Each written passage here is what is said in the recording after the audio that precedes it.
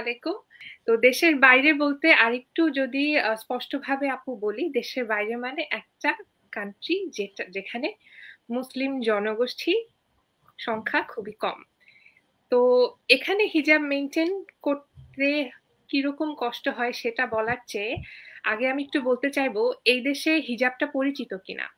আমি ইংল্যান্ডে আছি এবং এখানে হিজাব বলতে মুসলিম আ জনগোষ্ঠীর সংখ্যা কম হলেও হিজাব যে একেবারে নেই সেটা না। এটা একটা পরিচিত পোশাক। এখন কথা হচ্ছে গিয়ে হিজাবটা কি আমি পোশাক হিসেবে পরিধান করি নাকি আমি এটাকে আমার ভেতরে ধারণ করি? যদি আমি ধারণ করে থাকি তাহলে যত বাধাই আসুক না কেন, পরিবেশ যতটাই প্রতিকূলে থাকুক না কেন, আমার জন্য এটাই আমার লাইফস্টাইল হওয়া উচিত। আর যদি আমি ধারণ করতে না পারি তাহলে শুধুই এটা আমার জন্য just a piece of cloth। তো দেশের বাইরে আসলে হিজাব মেইনটেইন করতে হয় মানে যেভাবে করা প্রয়োজন, যেটা আল্লাহর নির্দেশ সেভাবেই আমি করে এসেছি। আমি এখানে আছি গত ৩.৫ বছর ধরে।